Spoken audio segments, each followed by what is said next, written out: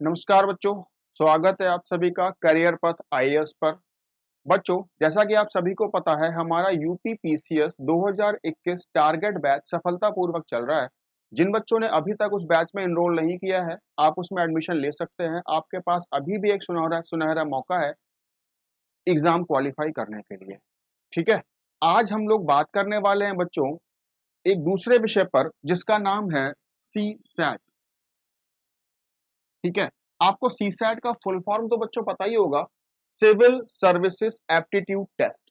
Civil services aptitude test. बेटा यहाँ पर एप्टीट्यूड का मतलब क्या है? कुछ बच्चे कहते हैं एप्टीट्यूड का मतलब होता है सर मैथ्स और रीजनिंग। नहीं बच्चों, एप्टीट्यूड का मतलब सिर्फ मैथ्स और रीजनिंग नहीं होता है। एप्टीट्यूड का मतलब होता है आपके अंदर प्रतिभा। प्रतिभा कह सकते हैं, और या मैं कह सकता हूं कॉम्पिटिटिवनेस। क्या आपके अंदर कॉम्पिटिटिवनेस है? क्या आपके अंदर प्रतिभा है?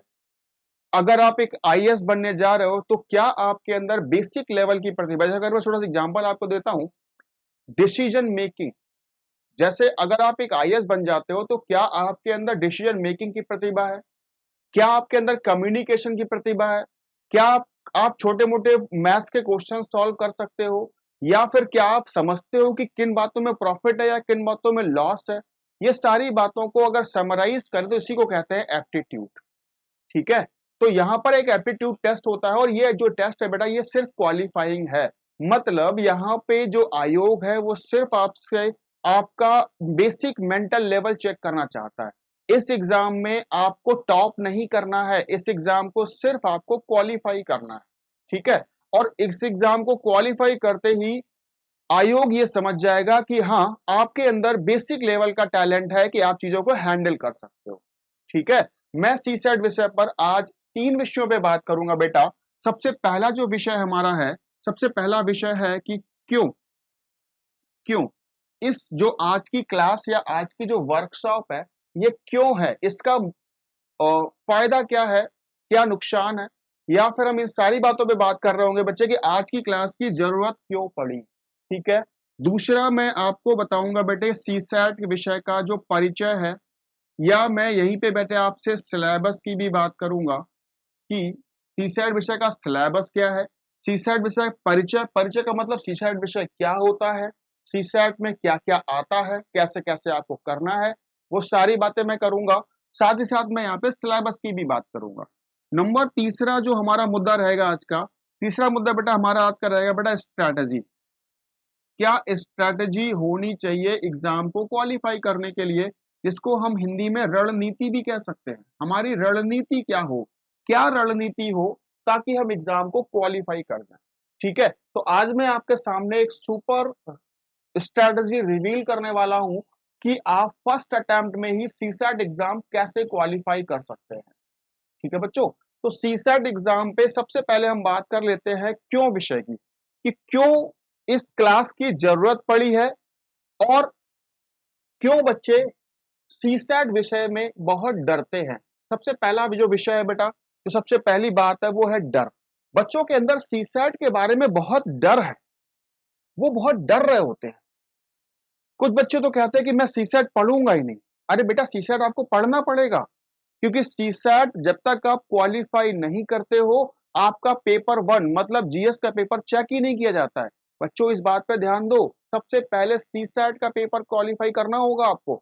जब आप सीसैट का पेपर क्वालिफाई कर लेते हो, तब जाके आपका अगला पेपर जो होता है फर्स्ट पेपर जीएस का, वो चेक होता है और तब आप क्वालिफाई कर पाते हो। अगर आप इस सब्जेक्ट में क्वालिफाई नहीं करोगे तो आप फर्स्ट पेपर में भी क्वालिफाई नहीं होगे। तो जो ये डर है, आज मैं इस डर के बारे में आपसे बात करने वाला हूं।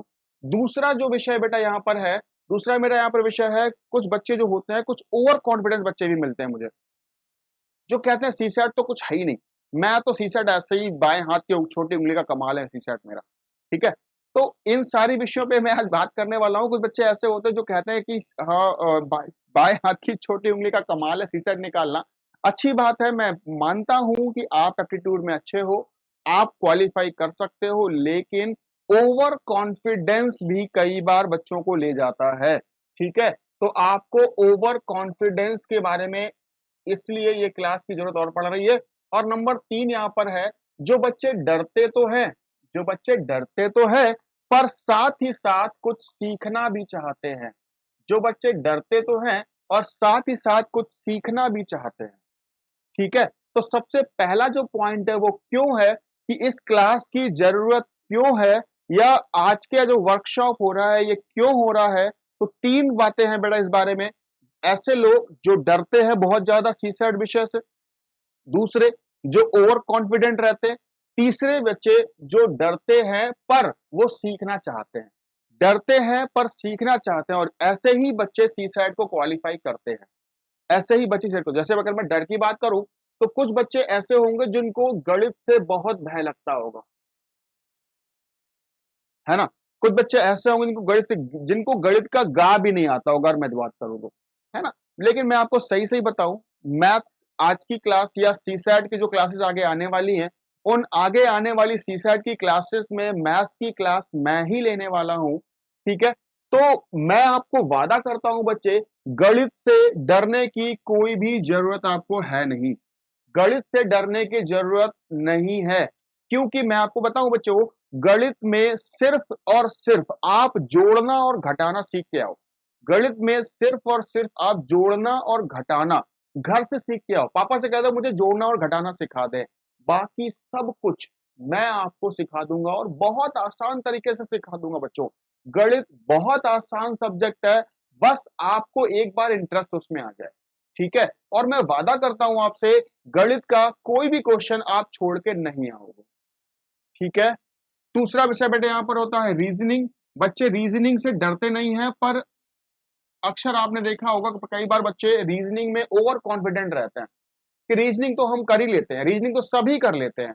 पर बच्चों, रीजनिंग में कुछ ऐसे टॉपिक भी हैं जो आपको पढ़ने पड़ते हैं, बिना कॉन्सेप्ट को पढ़े आप उसे नहीं कर पाओगे। ठीक है, तो मैं बात करूंगा बेटे आज की क्लास में ऐसे बच्चों की जो डरते तो हैं, जिनको लगता तो है कि सीसैट बहुत टफ है, क्वालिफाई नहीं होता है एक बार में। बिल्कुल सही बात है, कई बार बच्चे क्वालिफाई नहीं भी कर पाते हैं। लेकिन अगर आप हमारे साथ बने रहोगे, हमारी क्लासेस में पार्टिसिपेट करते रहोगे, तो मैं वादा करता हूं आपसे कि आप बेटा फर्स्ट अटेम्प्ट में ही सीसैट क्वालिफाई कर जाओगे। फर्स्ट अटेम्प्ट में ही सीसैट क्वालिफाई कर जाओगे। क्यों, मैं फिर से कह रहा हूं बेटा, क्योंकि सीसैट जो एग्जाम है ये क्वालिफाइंग एग्जाम है। इस एग्जाम में आपको कोई 30 मार्क का नहीं बनना है, किसी सब्जेक्ट में बहुत ज्यादा नॉलेज या मास्टरी नहीं करनी है आपको। बच्चे, आपको उतने ही क्वेश्चन एग्जाम में करने हैं जितने क्वेश्चन से आप क्वालिफाई हो जाओ। ठीक है, और मैं आज आपको बताऊंगा कि कौन कौन से क्वेश्चन आपको करने होंगे और कौन कौन से क्वेश्चन छोड़ने होंगे। ठीक है, कितने क्वेश्चन आप करके आओ और कितने क्वेश्चन छोड़ के आओ, और कितने क्वेश्चन पे आप कितने क्वेश्चन गलत कर सकते हो। ठीक है भाई, ये भी एक बहुत बड़ी बात है, क्योंकि नेगेटिव मार्किंग है।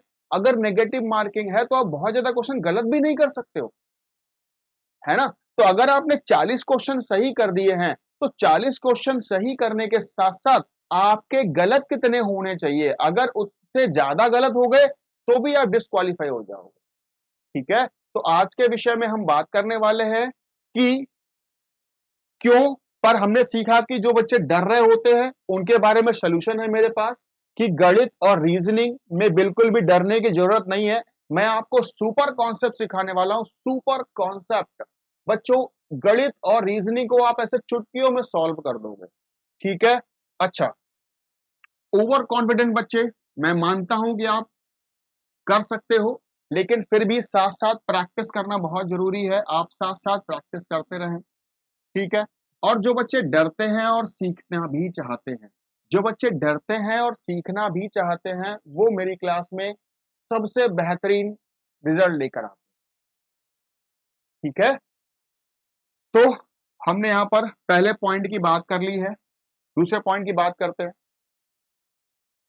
बच्चों। उसके बाद बात करते हैं सीसैट के परिचय की। तो बेटा, सीसैट जो एग्जाम है वो यूपीएससी के एग्जाम में भी सीसैट का एक पेपर होता है जिसे पेपर 2 कहते हैं, और स्टेट पीसीएस में भी सीसैट का पेपर होता है। स्टेट पीसीएस की अगर हम बात करें तो स्टेट पीसीएस में भी एक सीसैट का पेपर होता है।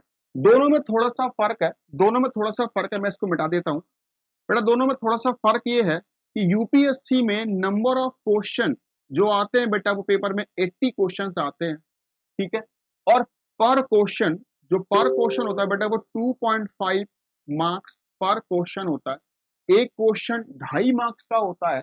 इसका मतलब अगर मैं 80 में 2.5 का गुणा करूं तो ये पेपर भी 200 मार्क्स का रहता है। ये पेपर 200 मार्क्स का रहता है, ठीक है। अच्छा, साथ ही साथ 1/3 की नेगेटिव मार्किंग भी रहती है। 1/3 के नेगेटिव मार्किंग भी होती है, ठीक है। अगर मैं बात करूं बेटा स्टेट पीसीएस की, तो स्टेट पीसीएस में जो नंबर ऑफ क्वेश्चन है बच्चों, वो 100 क्वेश्चन पूछे जाते हैं एग्जाम्स में। पर क्वेश्चन 2 मार्क्स का रहता है। एक क्वेश्चन 2 मार्क्स का रहता है। अगर मैं मल्टीप्लाई कर दूं तो ये पेपर भी बेटा 200 मार्क्स का ही होता है। ये पेपर भी 200 मार्क्स का ही होता है। और यहाँ पर भी नेगेटिव मार्किंग 1/3 रहती है। 1/3 नेगेटिव मार्किंग होती है। 1/3 नेगेटिव मार्किंग को समझते हो बच्चों आप लोग? अगर आप नहीं समझते हो 1/3 नेगेटिव मार्किंग क्या होती है तो मैं समझा देता हूँ। जैसे कि अगर मैं यहाँ पर बात करूँ, इसके लिए बात करूँ, तो मैंने कहा बेटा एक क्वेश्चन 2 मार्क्स का है। देखो बेटा इसको समझने के लिए 2 तरीके हो सकते हैं। इसको समझने के लिए 2 तरीके हो सकते हैं। तरीका नंबर 1, मैंने कहा एक क्वेश्चन 2 मार्क्स का है। अगर आपने क्वेश्चन गलत कर दिया, अगर आपने क्वेश्चन गलत कर दिया तो 2 का 1/3 मैं कह सकता हूं 0.66 मार्क्स आपका माइनस में कर दिया जाएगा। आपका मार्क्स एक क्वेश्चन गलत होने पर 0.66 मार्क्स आपके माइनस में कर दिए जाएंगे। ऐसे समझ सकते हो, पर यह समझना बच्चों के लिए थोड़ा सा कठिन होता है। मैं इसी को थोड़ा सा आसान भाषा में समझा देता हूं। 1/3 नेगेटिव मार्किंग का मतलब होता है 1:3 रेशियो। 1:3 रेशियो का मतलब क्या है? अगर आपने एक क्वेश्चन सही किया और 3 क्वेश्चन गलत कर दिए, एक क्वेश्चन सही कर दिया और 3 क्वेश्चन आपने गलत कर दिए बच्चों, तो ये मार्क्स आपके हो जाएंगे 0। मतलब 3 गलत क्वेश्चन एक सही क्वेश्चन को ले जाते हैं। 3 गलत क्वेश्चन एक सही क्वेश्चन को हटा देते हैं, रिमूव कर देते हैं। ऐसे समझ सकते हो आसान भाषा में, ठीक है। इसे हम कहते हैं बेटा आसान भाषा में चीजों को आप समझ सकते हो, ठीक है। अच्छा, इसके बाद अगर मैं बात करूं तो बच्चों यहाँ पर जो अगली बात है वो बात है बेटा सिलेबस की, कि स्टेट पीसीएस या यूपीएससी के जो एग्जाम है उनमें सिलेबस क्या होता है। सिलेबस में बेटा 7 पॉइंट आयोग ने बताए हुए हैं। आयोग ने बेसिकली 7 पॉइंट बताए हुए, पर मैंने क्या किया, उन 7 पॉइंट्स को 4 पॉइंट में डिवाइड किया हुआ है। उन सातों पॉइंट्स को 4 पॉइंट में डिवाइड किया हुआ है। सबसे पहला जो पॉइंट बेटा हमारा है वो है कॉम्प्रीहेंशन। सबसे पहला जो पॉइंट है बेटा वो है कॉम्प्रीहेंशन। कॉम्प्रीहेंशन का मतलब होता है एक पैराग्राफ जिसके नीचे कुछ क्वेश्चंस पूछे जाते हैं, ठीक है। बेटा पैराग्राफ जो होता है ये सिर्फ आपका रीडिंग स्किल्स, समझने की स्किल्स कितनी तेज है ये चेक करने के लिए पूछा जा रहा होता है, ठीक है। दूसरा बेटा जो यहाँ पर आता है वो आता है आपका मैथ्स। मैथ्स कह सकते हैं, या इसी में साथ ही साथ बेटा एक टॉपिक और आता है डीआई। डीआई समझते हो? डीआई का मतलब होता है डेटा इंटरप्रिटेशन। अभी हम आगे चलेंगे तो इसके बारे में पूरी बात करेंगे, ठीक है। मैथ्स जो आ रहा होता है बेटा, उसके बाद साथ साथ डीआई आ रहा होता है, और यहीं पर एक और शब्द लिखा होता है बेटा मेंटल एबिलिटी। मेंटल एबिलिटी, ये एक शब्द लिखा हुआ, इसका बेसिकली मतलब क्या ये समझना जरूरी है, क्योंकि अगर आप ये नहीं समझोगे तो आप मैथ्स और डीआई में से कुछ भी नहीं कर पाओगे। बेटा मेंटल एबिलिटी का मतलब होता है यहाँ पे जो मैथ्स या डीआई के जो क्वेश्चन आते हैं वो बहुत टफ नहीं आते हैं, क्वेश्चन बहुत आसान आता है। बस क्या होता है, क्वेश्चन आपकी मेंटल एबिलिटी पर बेस्ड होता है। जो क्वेश्चन मैथ्स का या डीआई का जो क्वेश्चन आएगा वो बहुत आसान होगा। बस उसने क्या किया होगा, थोड़ा सा क्वेश्चन को घुमा दिया होगा, और वो आपको चेक यही कर रहा है कि क्या उस उतने एग्जाम के प्रेशर में आपका मेंटल लेवल उस लेवल पे काम कर रहा है कि नहीं कर रहा है, ठीक है। तो ये चेक करने के लिए वो मैथ्स और डीआई पूछ रहा होता है, ठीक है। साथ ही साथ नंबर 3 में बेटा यहां पर आता है रीजनिंग। रीजनिंग, रीजनिंग आप सभी लोग जानते हो बच्चों। रीजनिंग में आपको सिर्फ क्या चेक कर रहा होता है बेटा, इंटेलिजेंस। आपकी इंटेलिजेंस पर सवाल पूछे जाते हैं। इंटेलिजेंस का मतलब है आपका दिमाग कितना तेज चल रहा है उस वक्त, आपका मेंटल लेवल उस वक्त प्रेशर में काम कर रहा है कि नहीं कर रहा है। तो रीजनिंग के जो क्वेश्चन होते हैं बेटा वो आपके इंटेलिजेंस पर बेस्ड होते हैं। मतलब अगर आप इसमें बहुत ज्यादा चीजें नहीं भी पढ़ोगे तो भी आप क्वेश्चंस के जवाब दे दोगे, ठीक है। वैसे अगर मैं रीजनिंग की बात करूं तो बेटा रीजनिंग कई प्रकार का होता है। अगर मैं कहूंगा तो analytical reasoning, logical reasoning, verbal reasoning, non verbal reasoning, critical reasoning, reasoning बहुत प्रकार की पूछी जाती है। पर इन सभी का बेसिक एक सीधा सा मतलब है कि अपनी इंटेलिजेंस से उस चीज का जवाब देना, अपनी इंटेलिजेंस से उस चीज का जवाब देना, इसी को बस रीजनिंग कहते हैं और कुछ नहीं इसके अंदर नहीं है, ठीक है। इसके अंदर कुछ भी नहीं है।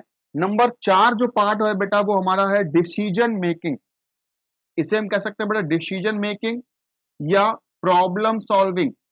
डिसीजन मेकिंग, प्रॉब्लम सॉल्विंग, इसी में साथ साथ एक और नाम जुड़ा हुआ है बेटा, interpersonal skills. Interpersonal skills, IPS. आप चाहो तो अपनी कॉपी में नोट करते रहना।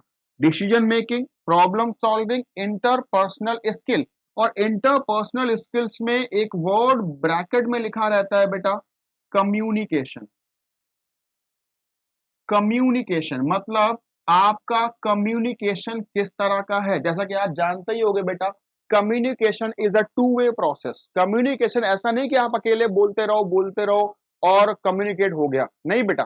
कम्युनिकेशन का मतलब होता है कि अगर आप कुछ चीजों को बोल रहे हो तो सामने वाला उसे सुन रहा है कि नहीं सुन रहा है, दिस इज कम्युनिकेशन। अगर वो सुन रहा होगा तो आपको कुछ हाँ ना नहीं कुछ ना कुछ तो जवाब देगा, पर अगर वो सुन ही नहीं रहा है तो फिर आप सिर्फ बोलते रहो और बोलते रहो, ठीक है।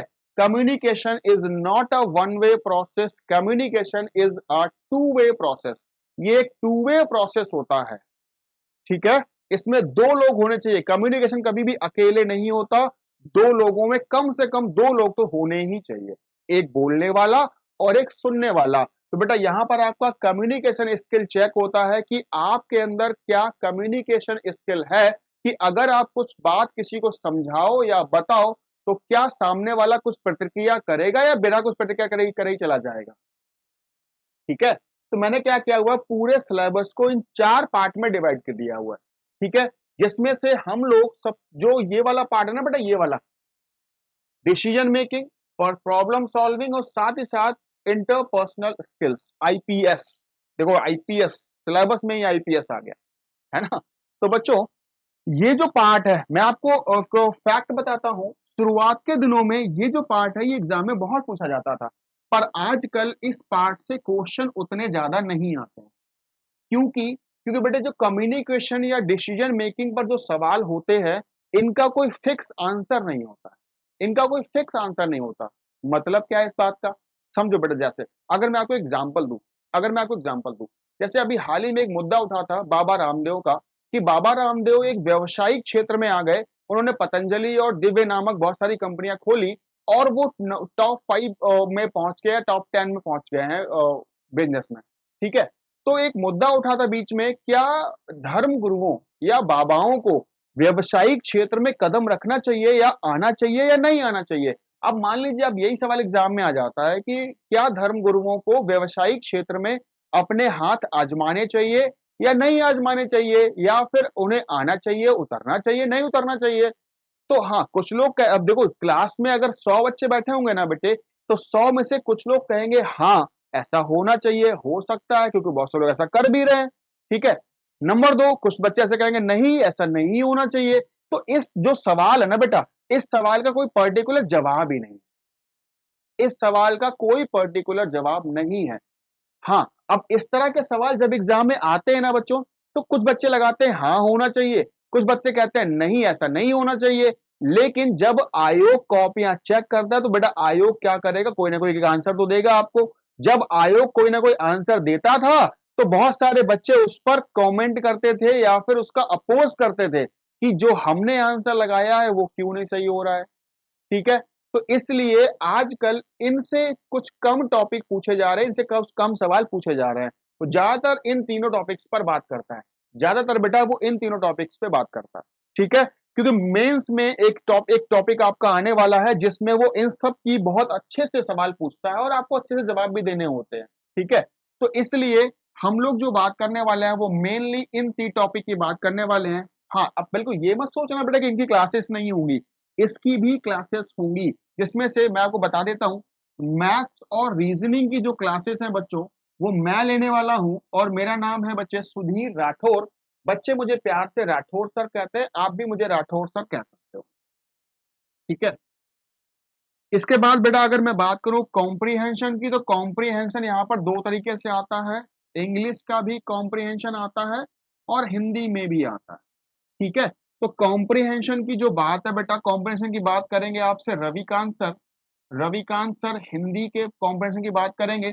इंग्लिश के कॉम्प्रीहेंशन की बात कुछ और फैकल्टीज है हमारे, वो फैकल्टीज आपसे इंग्लिश कॉम्प्रीहेंशन की बात करेंगे। तो ये जो तीन टॉपिक है बेटा ये हमारे कवर हो जाएंगे। बाकी ये जो interpersonal skills, decision making, personal या प्रॉब्लम सॉल्विंग, इस तरह की जो क्लासेस हैं बेटा वो रोहित सर ले रहे होंगे, ठीक है। तो कहीं ना कहीं 3 से 4 महीने का ये सिलेबस होगा और इस 3 से 4 महीने में हम इस सिलेबस को खत्म करेंगे, ठीक है।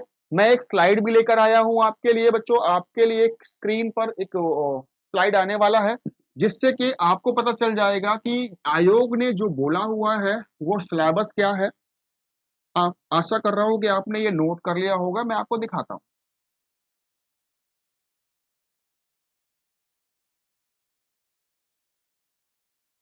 एक मिनट बच्चों।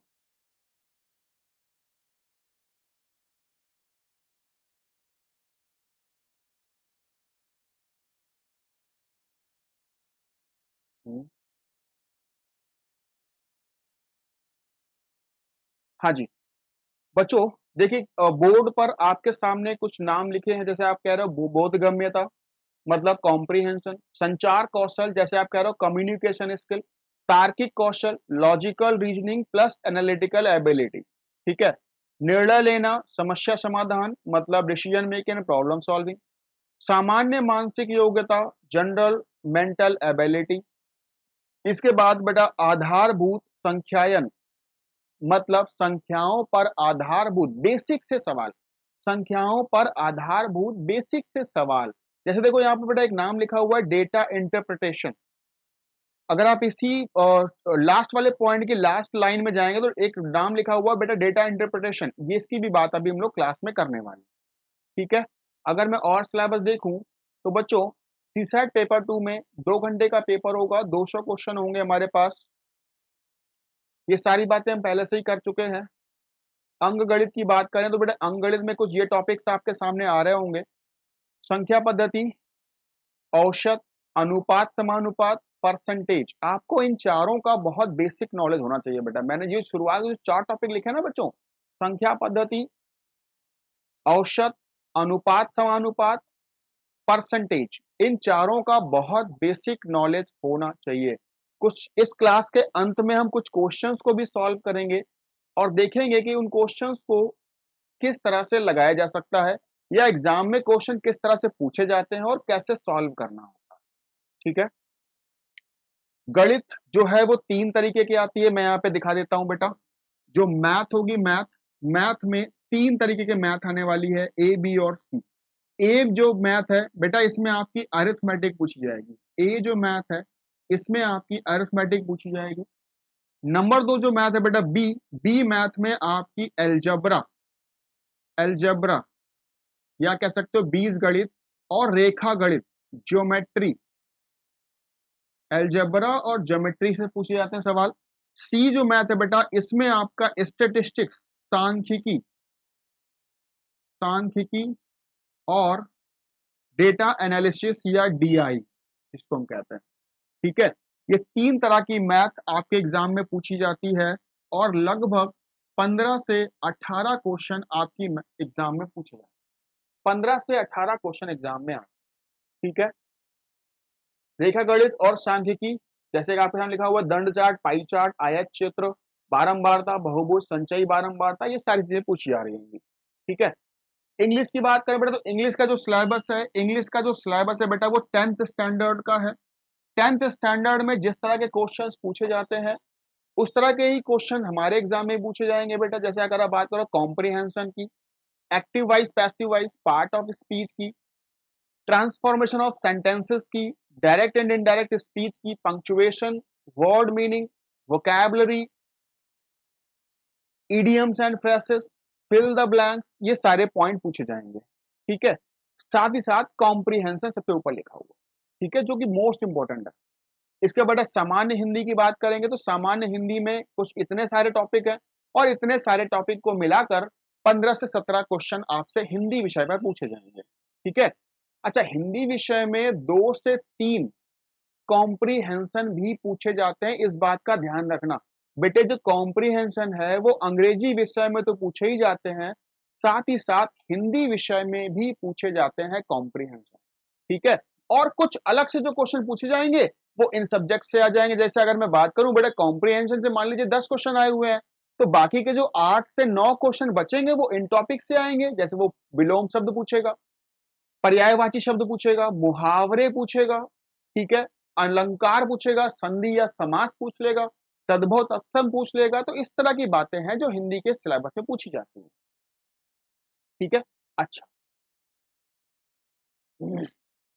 समझ पा रहे हो बच्चों, है ना? तो इतना सारा सिलेबस है, इस सिलेबस में कैसे कैसे हमें टैकल करना है हम बात कर लेते हैं हमारी स्ट्रेटजी की। तो हमारी क्या स्ट्रेटजी होगी, हमारी स्ट्रेटजी क्या है और हमें किस तरह से टैकल करना है।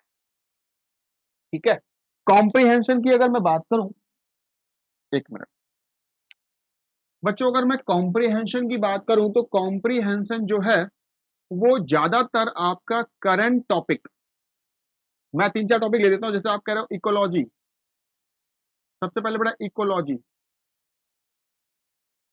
इन्वायरमेंट, इन्वायरमेंट, एग्रीकल्चर,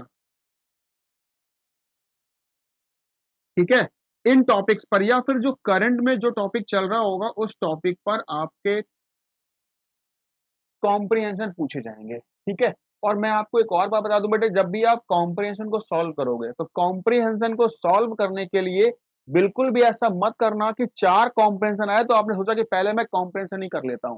बेटे कॉम्प्रिहेंशन एक ऐसा सब्जेक्ट या ऐसा विषय है जिसको पढ़ते पढ़ते ही आपका दिमाग एकदम से कुंद या बंद हो जाएगा। ठीक है, तो दिमाग को खोलने के लिए आपको बीच बीच में और भी बहुत सारे क्वेश्चन करने होंगे।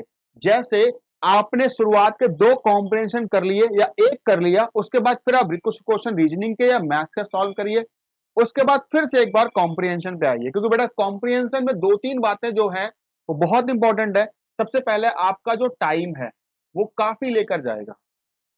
ठीक है, क्योंकि कॉम्प्रिहेंशन को पढ़ने में और समझने में आप काफी टाइम लेके जाओगे। ठीक है, मैं कोशिश ये पूरी करूंगा अपनी क्लासेस में जो कॉम्प्रिहेंशन हम कराएंगे उसकी प्रैक्टिस ज्यादा से ज्यादा हो जाए, जिससे आपको कॉम्प्रिहेंशन पढ़ने और समझने में बहुत ज्यादा टाइम ना लगे। ठीक है, साथ ही साथ बेटा यहाँ पर जो है वो मानसिक तनाव है। कॉम्प्रिहेंशन जब आप सॉल्व करोगे तो कॉम्प्रिहेंशन सॉल्व करते करते आपके अंदर एक मानसिक तनाव आ जाएगा। उस तनाव को दूर करने के लिए आपको बीच बीच में मैथ्स और रीजनिंग के क्वेश्चन भी सॉल्व करने होंगे। ठीक है, कॉम्प्रिहेंशन नो डाउट आपको सिखाए जाएंगे, लेकिन बिल्कुल आप ये मत सोचना कि मैं कॉम्प्रिहेंशन से ही सारे नंबर लाऊंगा या मैं कॉम्प्रिहेंशन सारे कर दूं एक साथ।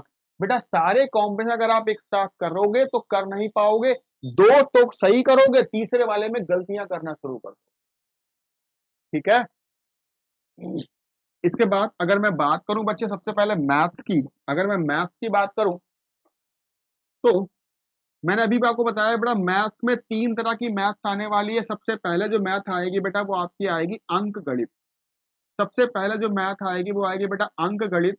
अंक गणित वो मैथ होती है बेटा जो हम क्लास 1 से क्लास 8 तक पढ़ते हैं। अंक गणित वो मैथ होती है जो क्लास 1 से क्लास 8 तक हम पढ़ते हैं।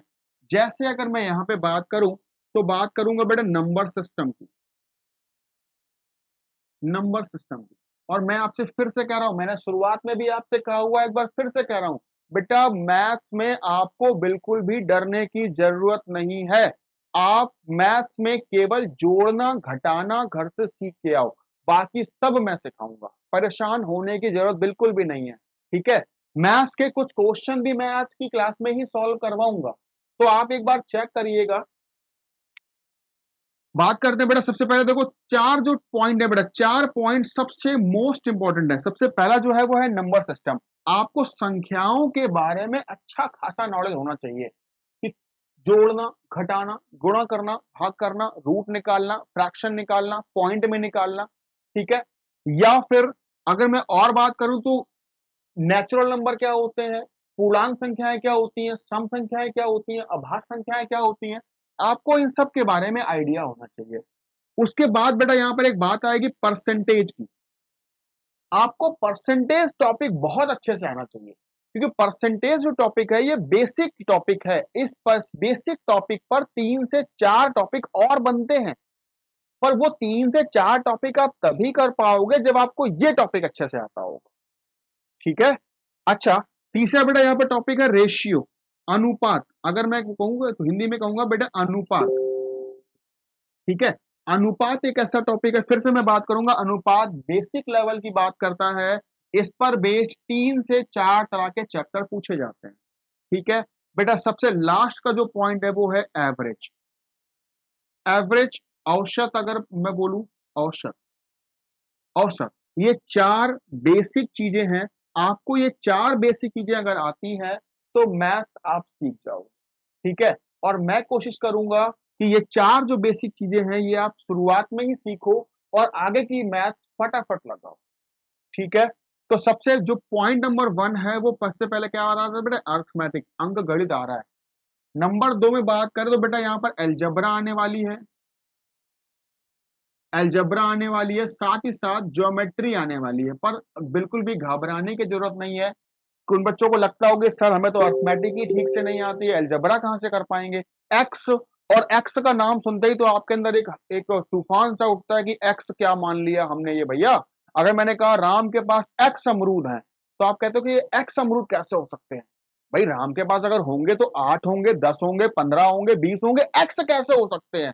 तो बच्चों को एक्स मानने में बड़ी कठिनाई होती है। तो बच्चों अलजेब्रा में ज्यादातर सवाल एक्स से ही लगते हैं, इसलिए आप अगर चाहो तो इन्हें छोड़ भी सकते हो। क्योंकि अलजेब्रा और ज्योमेट्री को अगर मैं मिलाकर बात करूं तो अलजेब्रा और ज्योमेट्री को मिलाकर मैक्स टू मैक्स बहुत ज्यादा 2 से 3 क्वेश्चन आएंगे, इससे ज्यादा नहीं आएंगे, ठीक है। 2 से 3 क्वेश्चन अलजेब्रा और ज्योमेट्री से आएंगे। नंबर 3 में अगर मैं बात करूंगा बेटा डीआई की, ये बहुत इंपॉर्टेंट है, मोस्ट इंपॉर्टेंट है बेटा, इससे सवाल ज्यादा आता है। डीआई एक तरह से कॉम्प्रिहेंशन ही है। जैसे बेटा आपने हिंदी और इंग्लिश के कॉम्प्रिहेंशन किए थे, वैसे ही जो डीआई है ये मैथ का कॉम्प्रिहेंशन। डीआई मैथ का कॉम्प्रिहेंशन है। मतलब क्या है इसका, यहां पर डीआई बेटा 4 तरीके की आएगी, 4 तरह से, 4 तरह से। सबसे पहले बेटा जो डीआई आएगी उसे हम कहते हैं टेबल, टेबल या tabulation, table form, table form या टैबुलेशन फॉर्म। मतलब बेटा यहां पर एक टेबल बनी हुई होगी, देखो इस तरह से एक टेबल बनी हुई होगी और इस टेबल में आपको एक डेटा दिया जाएगा, टेबल में आपको एक डेटा दिया जाएगा और आपको उस डेटा को इंटरप्रेट करना है। डीआई का मतलब होता है डेटा इंटरप्रिटेशन, डेटा इंटरप्रिटेशन, ठीक है। डीआई का मतलब होता है बेटा डेटा इंटरप्रिटेशन। आपको जो डेटा दिया गया है उस डेटा को इंटरप्रेट करना है और इंटरप्रेट करने के बाद इसी डेटा पर 4 से 5 क्वेश्चन आपसे पूछे जाएंगे, उन क्वेश्चंस के जवाब देने होंगे, ठीक है। तो ये एक तरह का कॉम्प्रिहेंशन ही है, ठीक है। अच्छा, नंबर 2 बेटा यहां पर आता है बार चार्ट। बार चार्ट बेटा आप लोगों ने जब मैथ्स पढ़ी होगी, सभी ने हाई स्कूल तो पास किया ही होगा, 9th तो पास किया ही होगा, क्लास 8 तो पास किया ही होगा बेटा। क्लास 8 और 9th में कुछ इस तरह के फिगर भी हमें बनने दिखाई पड़ते थे ना, बिल्डिंग्स जैसी। एक ये बिल्डिंग बनी है, इसके बगल में एक और बिल्डिंग बनी है, इसके बगल में एक और बिल्डिंग बनी है, ठीक है। यह एक छोटी बनी है, एक बहुत बड़ी बनी है, एक उससे बीच की बनी है। इस तरह के जो सवाल बनते हैं बेटा, इस तरह के जो सवाल बनते हैं उसे हम कहते हैं बार ग्राफ या बार चार्ट, ठीक है। नंबर 3 जो सवाल आता है बेटा line chart, line chart. Line chart में जो ग्राफ बनता है उसमें सिर्फ और सिर्फ लाइन होती है, इस तरह से लाइन खींची होगी, ठीक है। और नंबर 5 बेटा यहां पर सॉरी नंबर 4 जो यहां पर आता है उसे कहते हैं पाई चार्ट। आप हिंदी में लिख लेना, मैं अंग्रेजी में, एक्चुअली मैं आदत पड़ी अंग्रेजी में लिखने तो मैं अंग्रेजी में लिख रहा हूं, आप चाहो तो इसे हिंदी में लिखना, पाई चार्ट। कैसे लिखना बेटा, पाई चार्ट, ठीक है। एक गोला बना होगा, उस गोले को कई हिस्सों में बांटा गया होगा, इस तरह का जो ग्राफ होता है बेटा उसे पाई चार्ट कहते हैं। और ये डीआई बहुत आसान होती है, बिल्कुल भी टफ नहीं होती है। ठीक है, डीआई बहुत आसान होती है, बस आपको ये फिगर समझने की देर है। जैसे ही आपने इस फिगर को समझ लिया, ये डीआई सॉल्व हो जाएगा। और डीआई बेटा स्कोरिंग सब्जेक्ट है, स्कोरिंग, क्योंकि आपने एक फिगर को समझा, इस पर 4 से 5 क्वेश्चन पूछे गए होंगे, तो एक ही फिगर से 4 से 5 क्वेश्चन लगेंगे। ठीक है, और कोई भी क्वेश्चन गलत नहीं होगा, बहुत आसान होगा अगर आपने शुरुआत की ये 4 बेसिक चीजें समझी हैं। बेटा डीआई जो बेस्ड है वो डीआई बेस्ड है अर्थमेटिक पर, और अर्थमेटिक पर भी किन पर? इन 4 सब्जेक्ट पर, इन 4 टॉपिक पर। अगर आपको ये 4 टॉपिक आते होंगे तो डीआई लगाना बहुत आसान लगेगा आपको। ठीक है, तो सबसे पहले हम इन 4 टॉपिक को पढ़ेंगे, उसके बाद फिर हम डीआई को सॉल्व करने वाले हैं। ठीक है बच्चों, ओके। इसके बाद अगर मैं बात कर लूं बेटा रीजनिंग सब्जेक्ट की, रीजनिंग सब्जेक्ट में सिलेबस क्या है, पहले मैं सिलेबस की बात करता हूं, उसके बाद फिर मैं बेटा बात करूंगा टारगेट की भी बात करूंगी कि आपको कितने क्वेश्चन टारगेट करने होंगे, आप एग्जाम में कितने क्वेश्चन करके आओ ताकि आप क्वालिफाई हो जाओ। ठीक है, अगर मैं बात करूं रीजनिंग, ठीक है, तो रीजनिंग में बेटा हर तरह की रीजनिंग पूछी जाती है, हर तरह की, analytical, logical, verbal, non verbal, critical, सारी रीजनिंग पूछी जाती है बेटा। जो यहां पर सबसे मोस्ट इंपॉर्टेंट है, जो बहुत ज्यादा पूछे जाते हैं बेटा, रीजनिंग बेस्ड ऑन नंबर्स, संख्याओं पर बेस्ड रीजनिंग, या नंबर दो बेटा यहां पर आता है अल्फाबेट, अल्फाबेट पर रीजनिंग, नंबर रीजनिंग पूछी जाती है। ठीक है, रीजनिंग जो ज्यादा पूछी जाती है बेटा वो इनसे पूछी जाती है, संख्याओं पर आधारित, संख्याओं पर आधारित बेटा सीरीज पूछ सकता है, या ऐसे टेबल में कोई मिसिंग नंबर आपसे पूछ सकता है, एनालॉजी पूछ सकता है, क्लासिफिकेशन पूछ सकता है। अल्फाबेट में बेटा वो आपसे सेटिंग अरेंजमेंट पूछ सकता है बेटा, अल्फाबेट में सेटिंग अरेंजमेंट भी कह सकता है। यहां पर एक इंपॉर्टेंट टॉपिक है बेटा सेटिंग अरेंजमेंट, ये बहुत इंपॉर्टेंट टॉपिक है अगर आप सी साइड की बात करें। सेटिंग अरेंजमेंट, कुछ लोग होंगे जिन्हें आपको एक व्यवस्थित वे में बिठाना होगा, किसी को लाइन में बिठाना होगा, किसी को सर्कल में बिठाना, किसी को स्क्वायर या वर्ग में बिठाना होगा, इस तरह से। ठीक है, अल्फाबेट पर बेस जो सवाल होंगे बेटा, जैसे आपने सुना होगा कोडिंग एंड डी कोडिंग, ठीक है, रैंकिंग, तो इस तरह के जो सवाल है बेटा वो अल्फाबेट पर पूछे जाते हैं। ठीक है, इसके साथ साथ कुछ और टॉपिक है, अगर मैं बात करूं यहाँ पर cube and cuboid, cube and cuboid, ये एक ऐसा टॉपिक है अगर आप इसे पढ़ोगे नहीं तो अपनी मर्जी से सॉल्व नहीं कर पाओ। ठीक है, इसका बेटा एक यहाँ पर टॉपिक आएगा डाइस, इसका बेटा यहाँ पर टॉपिक आएगा कैलेंडर, इसके बाद बेटा यहां पर टॉपिक आएगा क्लॉक। ये ऐसे सब्जेक्ट हैं बेटा, ये ऐसे टॉपिक हैं, इन टॉपिक को पढ़ना ही पड़ेगा। इन टॉपिक को जब तक आप पढ़ोगे नहीं, बिना पढ़े आप सॉल्व नहीं कर सकते हो। कुछ बच्चों को लगता है कि मैं रीजनिंग तो कुछ होता ही नहीं है, मैं सॉल्व कर लूंगा कैसी भी रीजनिंग आ जाए, पर बेटा ये यहां पर इन चैप्टर में कॉन्सेप्ट फॉलो होते हैं। अगर आपको कॉन्सेप्ट नहीं आता तो सवाल नहीं कर पाओगे। ठीक है, इसके अलावा अगर मैं बात करूं बेटा तो यहां पर डायरेक्शन पूछा जाएगा, डायरेक्शन। इसके बाद बेटा ब्लड रिलेशन, ब्लड रिलेशन। ठीक है, अच्छा, साथ ही साथ इन सब के अलावा लॉजिकल रीजनिंग भी पूछता है, लॉजिकल रीजनिंग भी पूछा जाता है। लॉजिकल रीजनिंग का मतलब क्या है बेटा? Statement and conclusion. अगर मैं बात करूं बेटा conclusion, statement and conclusion, assumption, पूर्व धारणा, हिंदी में कहेंगे बेटा पूर्व धारणा। ठीक है, या डिसीजन मेकिंग, न्याय निगमन, डिसीजन मेकिंग। ठीक है, या फिर बेटा सिलोजिज्म, सिलोजिज्म। तो इस तरह के जो टॉपिक है इन्हें हम कहते हैं लॉजिकल रीजनिंग, इन पर भी बेस्ड सवाल पूछे जाते हैं। ठीक है, इन जो ये वर्बल और वर्बल रीजनिंग आपने लिखी हुई बेटा, ये जो रीजनिंग आपने लाइन के इस तरफ लिखी हुई है, लाइन के इस तरफ जो रीजनिंग के टॉपिक आपने लिखे हैं, इन टॉपिक के फिक्स आंसर है, इस टॉपिक का फिक्स आंसर है। अगर अल्फाबेट का सवाल आया है तो उसका एक फिक्स आंसर होगा कि ये आंसर लगा दोगे आंसर सही हो जाएगा। पर ये अगर आप बात करें बेटा लॉजिकल रीजनिंग की, तो लॉजिकल रीजनिंग में बच्चे फिक्स आंसर नहीं लगा पाते हैं। यहां पर कुछ कुछ रूल्स होंगे, उन रूल्स के अकॉर्डिंग अगर आप आंसर लगाओगे तो आपका आंसर सही होगा, वरना आंसर टफ या गलत हो जाएगा।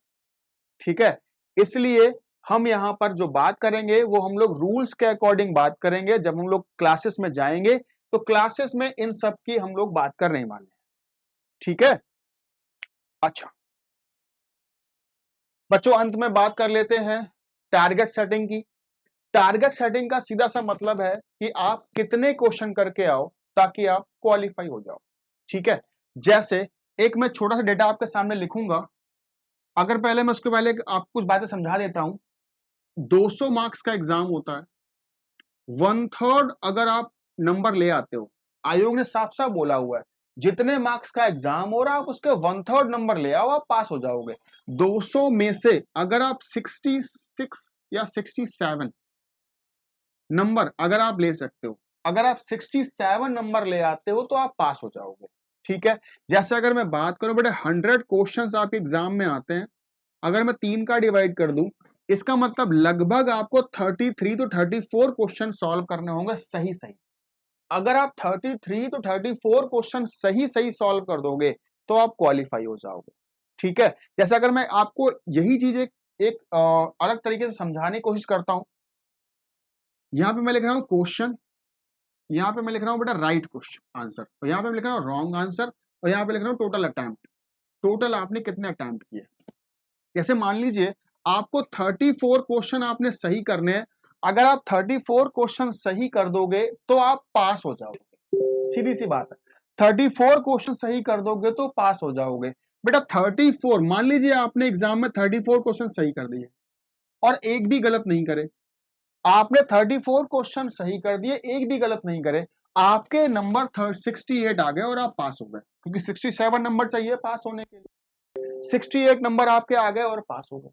ठीक है, मान लीजिए बेटा आपने 34 क्वेश्चन नहीं किए, आपने 40 क्वेश्चन सॉल्व किए। आप बताओ, लेकिन बेटा 34 क्वेश्चन अगर आप करते तो आपको एक भी गलत नहीं करने होंगे। आपने 34 अगर सॉल्व किए हैं तो एक भी गलत नहीं करोगे तो पास होगे। ठीक है, इसका मतलब अगर आपने 40 क्वेश्चन सॉल्व किए, अगर आपने एग्जाम में 40 क्वेश्चन सॉल्व किए बेटा, तो इसका मतलब आपने 6 क्वेश्चन ज्यादा सॉल्व कर दिए हैं। अगर आपने 6 क्वेश्चन ज्यादा सॉल्व किए हैं और नेगेटिव मार्किंग बेटा है 1/3 की, मतलब एक सही क्वेश्चन पे 3 गलत क्वेश्चन ले सकते हैं, एक सही क्वेश्चन पे 3 गलत क्वेश्चन ले सकते हैं। इसका मतलब बेटा 6 क्वेश्चन एक्स्ट्रा आपने सॉल्व किए हैं, तो 6 तिया 18, 6 तिया 18 क्वेश्चन गलत कर दिए। आपने 40 सही किए, 18 गलत कर दिए, फिर भी आपके नंबर आ गए बेटा 68। 40 सही किए, 18 गलत किए, फिर भी आपके नंबर बेटा कितने आ गए 68। क्योंकि बेटे आपके पास 40 क्वेश्चन तो तुमने करे हैं, 18 गलत करने की छूट है और आपके नंबर तो 68 आ गए हैं। आपने टोटल अटेम्प्ट कितने करे, टोटल अटेम्प्ट बेटे आपके हो गए 58, है ना। और यहाँ देखो अटेम्प्ट कितने हुए थे बेटे मेरे पास 34, है ना। अच्छा अगर मैं बात करूं बेटा आपने 50 क्वेश्चन सॉल्व कर दिए, 50 क्वेश्चन सही कर दिए। आप बताओ बेटा अगर आपने 50 क्वेश्चन सही करे होंगे तो 34 से 50 कितना ज्यादा है बेटा, 16 ज्यादा है ना। तो 16 तिया 48 क्वेश्चन गलत करने की छूट है तुम्हारी। अगर आपने 50 सही करे हैं तो 48 गलत कर सकते हो और आप पास हो जाओगे, 68 नंबर तुम्हारे बन जाएंगे। और आपने अटेम्प्ट कर दिए बेटा 98 क्वेश्चंस, है ना। जबकि मैंने आपसे शुरुआत में ही कहा था ज्यादा क्वेश्चन मत करना है, आपको उतने ही लिमिटेड क्वेश्चन करने हैं और आप उतने में ही पास हो जाओ। क्यों गलत ज्यादा कर रहे हो बेटा, क्यों गलती ज्यादा कर रहे हो। आपने 50 सही तो किए पर गलत भी तो बेटा 48 किए कि नहीं किए, है ना। अगर आपने 50 सही किए तो 48 गलत करने पर भी आप पास हो पाए हो, मतलब 48 गलत करने के चांसेस हैं आपके पास। तो इतना ज्यादा चांस क्यों लेना, हम क्या करेंगे सेकंड वाले ऑब्जर्वेशन को अप्लाई करेंगे। मतलब यहां पर क्या है, हम 50 से 55 के बीच क्वेश्चन सॉल्व करेंगे। मतलब जो 100 क्वेश्चन का एग्जाम था मेरे पास, समझना बेटा 100 क्वेश्चन का एग्जाम था, 2 घंटे का टाइम था, 100 क्वेश्चन के लिए 2 घंटे, या मैं कह सकता हूं बेटा 120 मिनट, या मैं कह सकता हूं एक क्वेश्चन के लिए मेरे पास 1.2 मिनट है। अगर मेरे पास एक क्वेश्चन के लिए 1.2 मिनट है और मैं आपसे कहूं कि अब आपको 100 क्वेश्चन करना ही नहीं है, अब आपको 100 क्वेश्चन नहीं करने बेटे, अब आपको करने हैं 50 क्वेश्चन, और इन 50 क्वेश्चन को करने के लिए आपके पास अभी भी 120 मिनट का टाइम है। इन 50 क्वेश्चन को करने के लिए अभी भी आपके पास 120 मिनट का टाइम है। तो मुझे बताओ बेटा, एक क्वेश्चन के लिए आपके पास मिनट हो गया 2.4 मिनट। बस यही हमारी स्ट्रेटजी है बेटा। आपको सारे 100 के 100 क्वेश्चन नहीं सॉल्व करने हैं। मैंने शुरुआत में ही कहा था, आपको 30 मार्क का नहीं बनना है, आपको एग्जाम क्वालिफाई करना है। और एग्जाम क्वालिफाई करने के लिए आप 50 क्वेश्चन को टारगेट करो, 50 क्वेश्चन को टारगेट करो बेटा। 50 क्वेश्चन जैसे ही आप टारगेट करोगे तो 50 क्वेश्चन करने के लिए आपके पास हर क्वेश्चन के लिए देखो लगभग 2.5 मिनट है। हर क्वेश्चन के लगभग 2.5 मिनट है। आप आराम से बैठ के शांत मन से सॉल्व करिए और सारे के सारे क्वेश्चन सही करके आइए। 50 में से मैं क्या कह रहा हूं बेटा, आपने अगर 58 करे होंगे तो 40 सही होंगे तो भी हमारा काम चल जाएगा, ठीक है। इसलिए आप आराम से बैठिए, शांत मन से पेपर को सॉल्व करिए, ठीक है बच्चों। आशा कर रहा हूं, उम्मीद कर रहा हूं आपको मेरी बात समझ आई होगी, मैं क्या समझाना चाह रहा हूं, है ना। मैं कह रहा हूं कि आपको सारे क्वेश्चन अटेम्प्ट नहीं करने हैं, आपको उतने ही क्वेश्चन अटेम्प्ट करने हैं जितने क्वेश्चन से आप क्वालिफाई हो जाओ। आपको 98 क्वेश्चन नहीं करने बेटा, आपको करने हैं 58, 55 या 50। मैं तो कहता हूं आप सिर्फ 50 तक ले जाएगा जाइए। वैसे आप जो, अगर मैं यहाँ पे देखूं तो 34 ना करके बेटा मैंने यहाँ पे कर दिए 38 क्वेश्चन। 4 क्वेश्चन ज्यादा सॉल्व किए बेटा, 4 क्वेश्चन। अब 4 क्वेश्चन ज्यादा सॉल्व करने के लिए मैं 4 दिया 12 नंबर, 12 गलत कर सकता हूं, मतलब 50 सॉल्व। अगर आपने 50 क्वेश्चन सॉल्व किए, 50 क्वेश्चन सॉल्व करने के लिए अगर आपने 12 भी गलत कर दिए, 50 में से 12 भी गलत कर दिए, तब भी आपके 38 सही हो जाएंगे और आप पास हो जाओगे 67 नंबर लेके, ठीक है। इसलिए आपको टारगेट करना है 50 या 55, इससे ऊपर मत जाना, ठीक है। टारगेट करना है बेटा 50 या 55 से ऊपर मत जाना, ठीक है। कई बार ऐसा होता है कुछ 30 मार्क खान होते हैं जो सीसैट में तो ले आते हैं बेटा 100 में से 78 नंबर, लेकिन जीएस में ला ही नहीं पाते हैं। जीएस में लाते हैं 100 में से या 200 में से 50 नंबर, 55 नंबर, 60 नंबर। तो कोई फायदा नहीं है यहाँ पे आपको अपनी प्रतिभा दिखाने का। बेटा यहाँ पे आपको प्रतिभा नहीं दिखानी है, प्रतिभा आपको पेपर 1 में ही दिखानी है। यहाँ पे सिर्फ आपको एग्जाम को क्वालिफाई करना है, इससे ज्यादा कुछ नहीं करना है, ठीक है। अच्छा, इसके बाद कुछ क्वेश्चंस मैं आपके लिए और लेकर आया हूं, आप उन क्वेश्चंस को देखिए और समझिए कि क्वेश्चन किस तरह का एग्जाम में आता है, किस तरह का क्वेश्चन एग्जाम में आता है और आपको उस क्वेश्चन को कैसे टैकल करना है, ठीक है। सबसे बड़ी बात बेटा यही है कि क्वेश्चन एग्जाम में कैसे आ रहा है। मैंने आपको शुरुआत में ही कहा हुआ है कि जो क्वेश्चन आएगा वो होगा तो मैथ का, लेकिन मेंटल एबिलिटी पर बेस्ड होगा। मैथ का ही क्वेश्चन होगा, मेंटल एबिलिटी पर बेस्ड, ठीक है। इसलिए कुछ क्वेश्चंस आपके सामने लगा रहा हूं, 1 मिनट का पॉज लेके ट्राई करिएगा, उसके बाद मैं इस क्वेश्चन को सॉल्व करूंगा आपके सामने।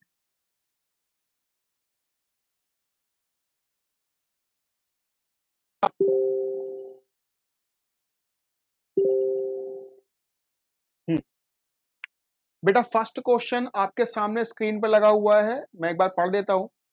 किसी, ये देखिए ये जो क्वेश्चन है बेटा यूपीएससी आईएएस प्री का पेपर है और सेट ए का है, 2019 में आया हुआ है, ठीक है। किसी सम्मेलन में 100 प्रतिभागियों ने भाग लिया है जिसमें से 70 भारतीय है, अच्छी बात है। यदि कुल प्रतिभागियों में 60 शाकाहारी है तो निम्नलिखित में से कौन सा कथन सही होगा। कथन नंबर 1 कह रहा है कम से कम 30 भारतीय प्रतिभागी शाकाहारी होंगे। कथन नंबर 2 कह रहा है बेटा कम से कम 10 भारतीय प्रतिभागी मांसाहारी होंगे, ठीक है। अगर मैं सॉल्व करूं, देखो बेटा ये जो सवाल है ये सवाल एनालिटिक पर बेस्ड है, मतलब आपकी सिर्फ मेंटल एबिलिटी पर बेस्ड है।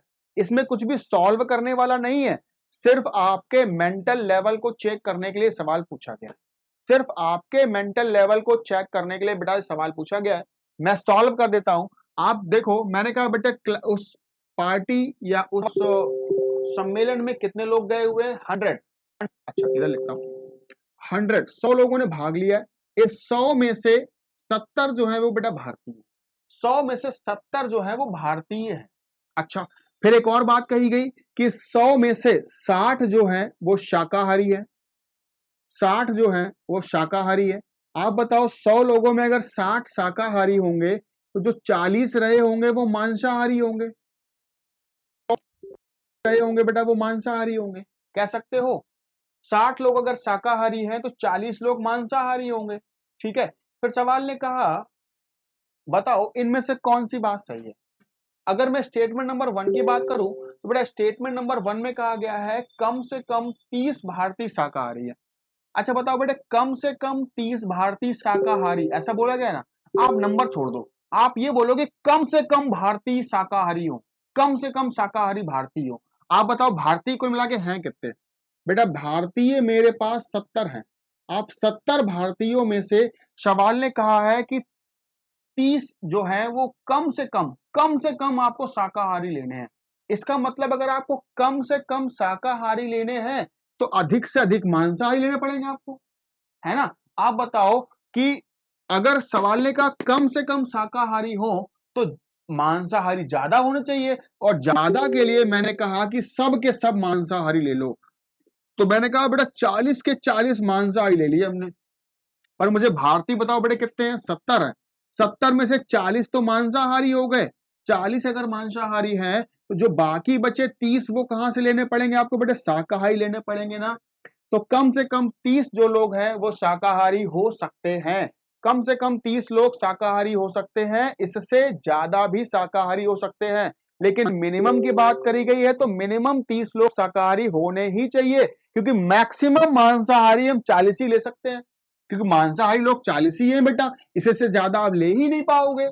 मैक्सिमम मांसाहारी हम 40 ले सकते हैं, इसलिए 30 लोग आपको शाकाहारी लेने पड़ेंगे, क्योंकि कुल मिला के 70 लोग बनाने हैं, कुल 70 लोग बनाने हैं। मतलब स्टेटमेंट नंबर 1 की बात बिल्कुल सही है, स्टेटमेंट नंबर 1 की बात बिल्कुल सही है।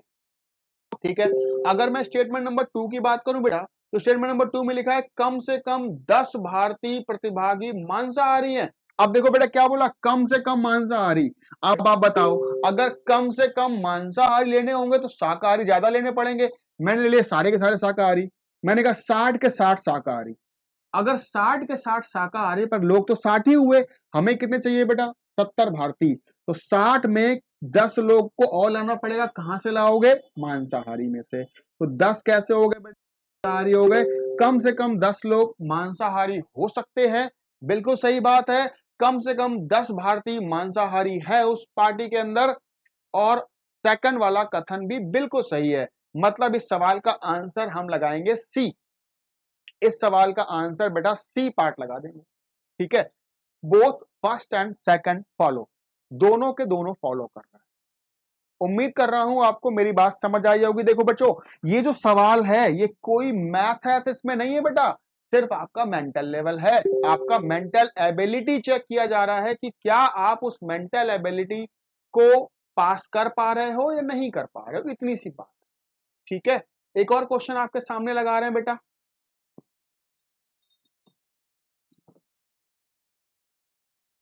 एक और क्वेश्चन आपके सामने लगा हुआ है।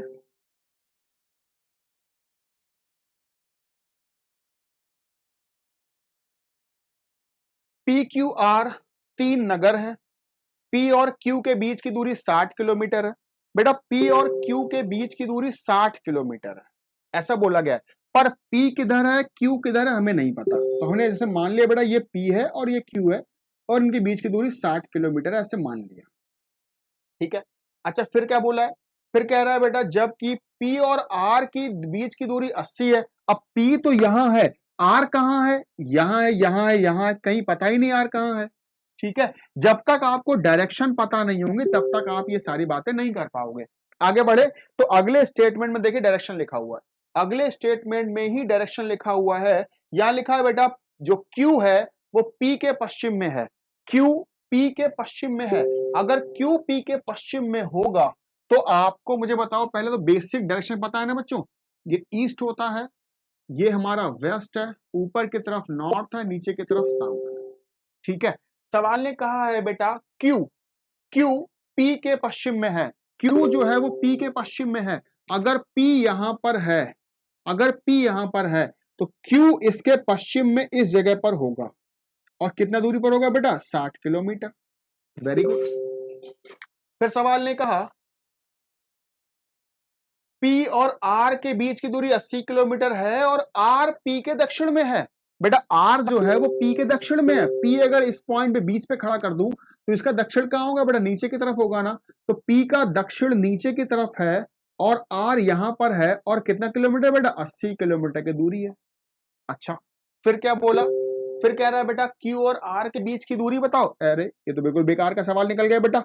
Q और R के बीच की दूरी बताओ। बच्चों क्लास में खूब चिल्ला चिल्ला किस तरह की बातें सिखाई जाती हैं आपको कि बेटा पाइथागोरस थ्योरम लगा दो।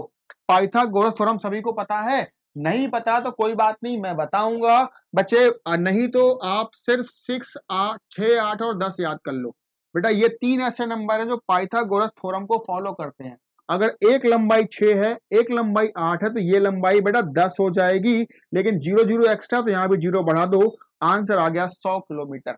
Q और R के बीच की दूरी 100 किलोमीटर है। Q और R के बीच की दूरी 100 किलोमीटर है। ऑप्शन नंबर डी सही हो गया। ऑप्शन नंबर डी इस सवाल का उत्तर। ओके, आशा कर रहा हूं आपको मेरी बात समझ आ रही होगी। बच्चों मैं आपको बस ये शो कर रहा हूं कि क्वेश्चन किस किस तरह से एग्जाम में पूछे जाते हैं। और आप देखिए बेटा ये क्वेश्चन भी 2019 आईएएस के एग्जाम में पूछा गया। ये क्वेश्चन भी 2019 आईएएस के एग्जाम में पूछा गया। ठीक है, अच्छा इस क्वेश्चन की बात अभी हम कुछ देर बात करेंगे और आगे बढ़ते हैं। हाँ।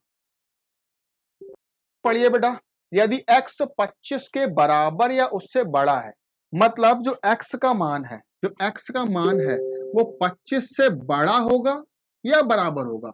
मतलब x के जो मान होंगे वो या तो 25 हो सकता है या 25 से बड़ा हो सकता है, इससे छोटा नहीं होगा। ऐसा चलता रहेगा। x के जो मान होंगे वो या तो 25 होंगे या 25 से बड़े मान होंगे, या तो 25 होंगे या 25 से बड़े होंगे। ठीक है, नंबर 2 में क्या बोला गया बेटा, y जो है y 40 से कम या उसके बराबर है। जो y का मान है या तो 40 है या 40 से कम है, या तो 40 है या 40 से कम। तो 40 से कम का मतलब बेटा ये 39 हो सकता है, 38 हो सकता है, 37 हो सकता है, 36 हो सकता है, 35 हो सकता है, डैश डैश कम होता चला जा रहा है। ठीक है, ऐसे x के बारे में बताया, y के बारे में बताया। सवाल ने कहा बेटा इन चारों में से कौन सी बात सही है। x is greater than y, x का मान हमेशा y से बड़ा है। क्या ऐसा जरूरी है? x का मान क्या हमेशा y से बड़ा है? एक टाइम ऐसा आएगा कि x का मान y से बड़ा हो जाएगा, पर क्या x का मान हमेशा y से बड़ा है? नहीं बेटा। देख लो, अगर मैं 25 और 40 को ले लूं तो 25 छोटा है y से, 40 से। मतलब x का मान हमेशा से बड़ा नहीं है। x का मान हमेशा y से बड़ा नहीं है, x का मान y से छोटा भी है, इसलिए हम फर्स्ट आंसर नहीं लगा सकते। अच्छा फिर क्या बोला गया, y minus x is greater than 15।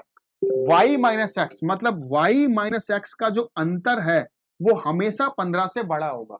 y minus x का जो y माइनस एक्स है जो बेटा वो हमेशा 15 से बड़ा होगा। क्यों ऐसा कैसे कर सकते हो बेटा? अगर मैंने कहा यहाँ पे 25, 26, 27 लिखते जा रहे हैं, यहाँ पे 100 लिख दिया मैंने।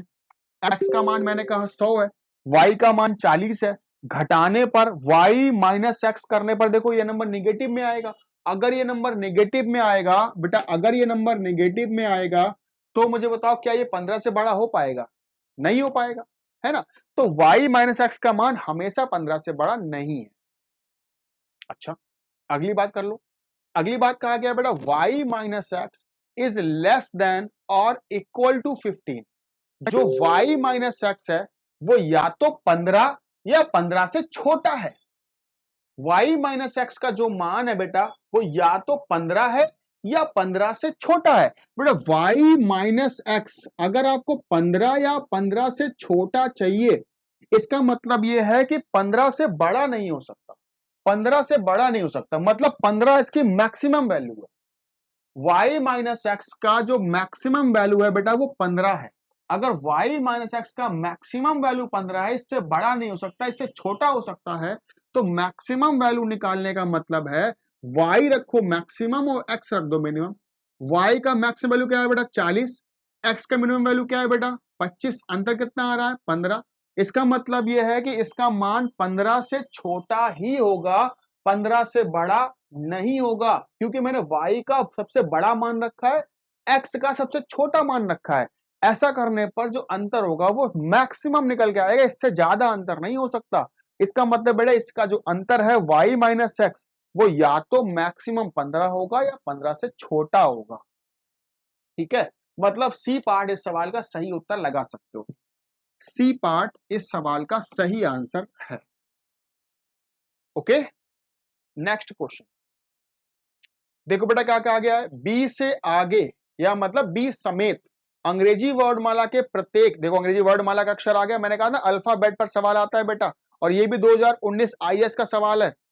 अंग्रेजी वर्णमाला में एकांतर अक्षर छोटे अक्षरों में लिखे दिए जाएं, शेष अक्षरों को बड़े क्रम में लिखा जाए, तो बेटा जुलाई कैसे लिखा जाएगा? देख लो भाई, आप कह रहे हो A B C D E F G H, ऐसे लिखा है जेड तक, ठीक है, ऐसे लिखा हुआ है मान लीजिए जेड तक। सवाल ने कहा कि बी से शुरुआत करो और अल्टरनेट एक एक को छोड़कर, बी से शुरुआत करो, अल्टरनेट अक्षरों को छोटे क्रम में लिख दो, मतलब जो कैपिटल बी है इसको स्मॉल बी लिख दो, इसको स्मॉल डी लिख दो, इसको स्मॉल एफ, ये बेटा एच लिख दो, इस तरह से। मतलब जो बेटा बी से शुरुआत करते हुए एक को छोड़कर एक आप स्मॉल लेटर में लिख दो, ठीक है। इसका मतलब क्या है बेटा, इसका मतलब ये कहना चाहता है दूसरे नंबर का अक्षर, चौथे नंबर का, छठे नंबर का, आठवें नंबर का जो अक्षर है वो स्मॉल में लिख दो, या मैं कह सकता हूं इवन कोड वाले अक्षर, इवन कोड वाले जो अक्षर है बेटे उनको स्मॉल में लिख दो। आप बताओ, सवाल में जुलाई के बारे में पूछा गया ना, जुलाई में जे का होता है 10, यू होता है बेटा 21, एल होता है 12, वाई होता है 25, और मैंने आपसे कहा बेटा जो इवन है, जो सम है उन्हें स्मॉल में लिख दो, जो सम है उन्हें स्मॉल में लिख दो, तो जे को स्मॉल में लिख दिया गया, यू कैपिटल में बना रहा, एल को स्मॉल लिख दो बेटा, एल को स्मॉल लिख दो, और वाई कैपिटल बना रहा, ठीक है। जे, अच्छा क्वेश्चन हट गया, एक मिनट,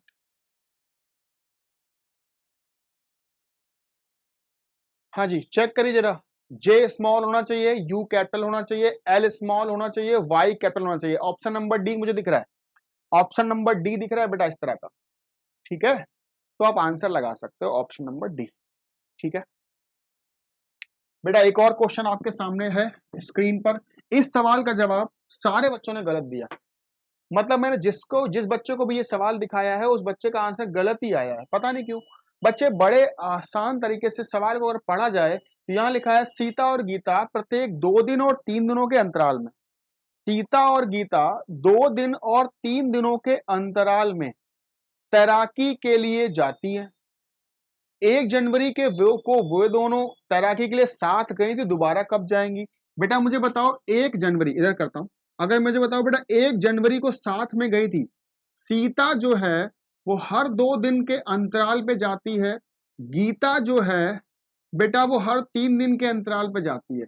बच्चे अक्सर क्या करते हैं, वो कहते हैं 2 और 3 का एलसीएम ले लो और 6 मैं 1 में 6 जोड़ूंगा, 7 जनवरी इस सवाल का आंसर आ जाएगा, 7 जनवरी इस सवाल का आंसर है। बेटा ये गलत जवाब है, याद रखना ये गलत जवाब है, ठीक है। क्योंकि क्यों ऐसा हो रहा है ये समझने की कोशिश करो। सवाल ने कहा है बेटा 1 जनवरी को अगर वो साथ में गए हैं और सीता 2 दिन के अंतराल पे जाती है, 2 दिन के अंतराल का मतलब है बेटा 2 दिन के गैप से जाती है। 1 तारीख को जब वो जाएगी उसके बाद 2 और 3 को नहीं जाएगी बेटा, 2 और 3 को नहीं जाएगी, कब जाएगी वो? 4 जनवरी को जाएगी। ऐसे ही अगर मैं बात करूं गीता की, तो बेटा गीता 1 जनवरी को गई थी, तो 2 को नहीं जाएगी, 3 को नहीं जाएगी, 4 को नहीं जाएगी, जाएगी कब बेटा वो? 5 जनवरी को जाएगी। इसका मतलब यह है कि 1 और 4 के बीच में 3 दिन का फर्क आ गया, और 1 और 5 के बीच में 4 दिन का फर्क आया। बेटा अब आपको एलसीएम 3 और 4 का लेना है, 2 और 3 का एलसीएम मत लेना। ये गलतियां अक्सर बच्चे एग्जाम में कर देते हैं, इसलिए इस तरह की गलतियां मत करना बेटा। 3 और 4 का एलसीएम आ गया 12, तो 1 प्लस 12, अगली बार वो 13 जनवरी को साथ में जाएंगी। ये नहीं दिख रहा, मैं नीचे लिख देता हूं बेटा। 1 प्लस 12, 13 जनवरी को वो फिर से साथ जाएंगी, 13 जनवरी को वो फिर से साथ जाएंगी। ठीक है, आशा कर रहा हूं आपको मेरी बात समझ आई होगी बेटा। 2 दिन का अंतराल का मतलब है 2 दिन के गैप से जाती हैं। ठीक है, तो आपको 3 और 4 का एलसीएम लेना है, 2 और 3 का एलसीएम मत लेना। अक्सर बच्चे जल्दबाजी में 2 और 3 का एलसीएम लेते हैं और फटाफट सॉल्व करके आंसर बताने लगते हैं, जो कि गलत हो जाता है। अगला क्वेश्चन, एक और क्वेश्चन सॉल्व करेंगे, उसके बाद हम लोग क्लास की छुट्टी करेंगे।